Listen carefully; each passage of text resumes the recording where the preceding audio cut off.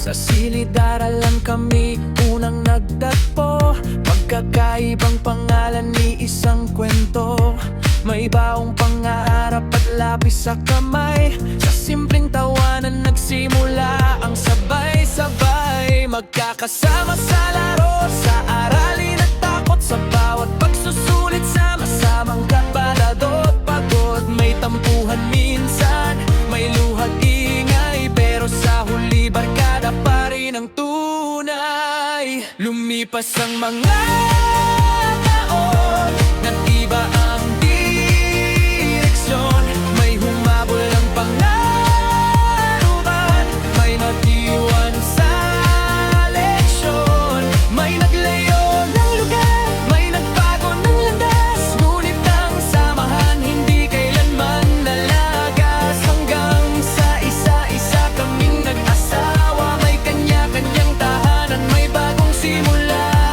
May anak, responsibilidad, oras ay hati na. Ngunit ang tawanan noon ay buhay pa rin sa alaala.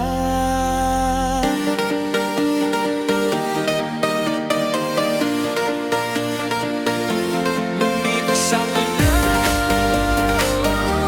lumipas ang mga.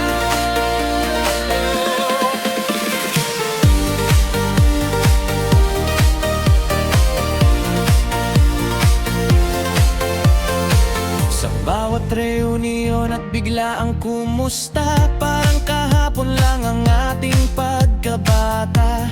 Wala mang araw-araw na pagkikita. Ang barkada'y matibay, hindi kumukupas sa salita.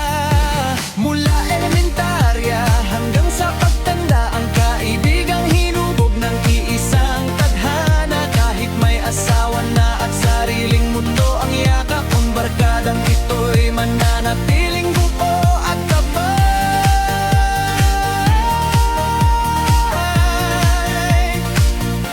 Lumipas ang mga taon, nag-iba ang direksyon.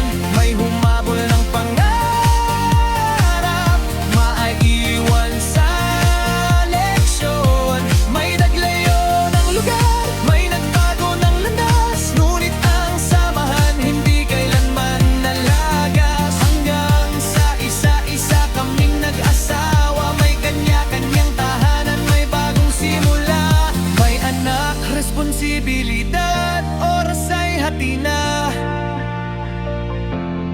Ngunit ang tawanan noon ay buhay pa rin sa alaala.